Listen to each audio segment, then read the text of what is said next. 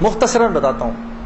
میری South Africa کی تشکیل تھی, پیچھے والدہ کی طبیعت بہت خراب ہو گئی. مجھے بھائی نے بولا جنید بھائی آ جائیں واپس, کیونکہ امی جا رہی ہیں, امی نے اب نہیں رکنا. تو میں نے ساتھیوں سے کہا, انہوں نے کہا یار چلے جاؤ, کیا فرق پڑتا ہے, یہ پھر یاد کرو گے ساری زندگی. اب میں سوچتا رہا, اب میں نے امی کو فون کیا, میں نے کہا اماں آ جاؤں, کہا نہیں ہرگز نہیں آنا. تو میں نے کہا کیوں؟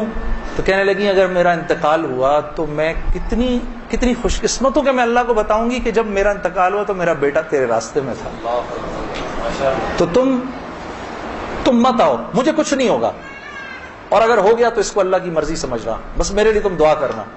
اللہ کی شان, امی کا انتقال نہیں ہوا اس میرے 40 دنوں بعد. میں واپس آیا تو بہت خوش ہوئی, گلے لگایا, کہا دیکھو میں نے کہا تھا اللہ نے مجھے زندہ رکھا جب تک کہ تم نہیں آتے واپس. پھر میری حضرات نے 10 دن کی اور تشکیل کر دی کینیڈا کی.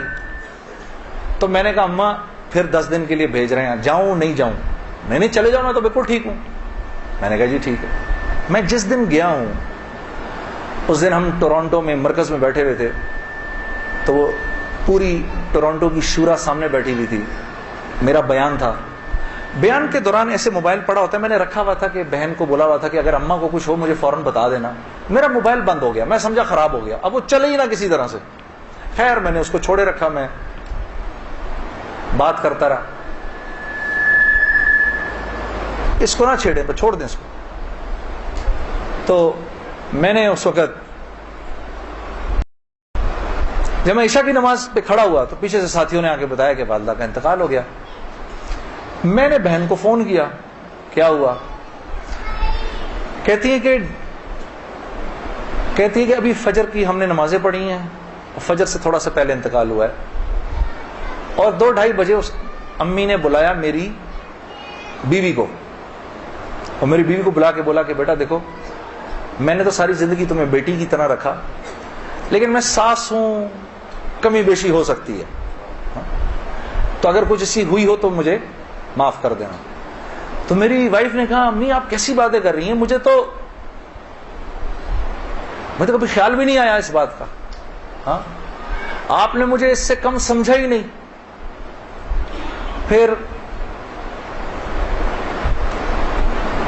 میری بہن سے کہا کہ تم بیٹا مجھے لگتا ہے میں آج چلی جاؤں گی, مجھے سورہ یاسین سناؤ.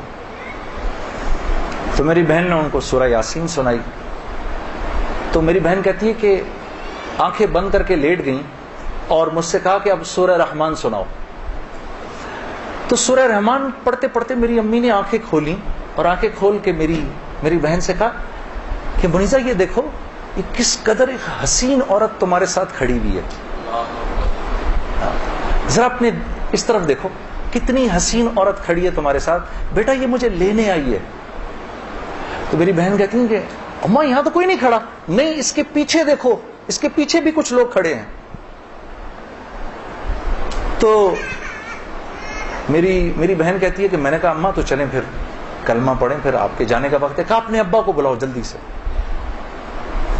تو میرے ابا آئے اور میرے ابا کو کہا کہ دیکھیں میں نے ساری زندگی آپ کی عزت کا خیال رکھا, میرے لیے بس وہ نمبر 1 چیز تھی, اس میں اگر کوئی کمی بیشی ہوئی ہو تو مجھے معاف کر دیجیے گا.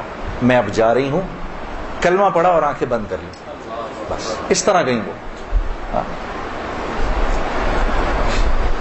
اللہ پاک ہر عورت کو ایسے جانے کی توفیق عطا فرمائے دنیا سے.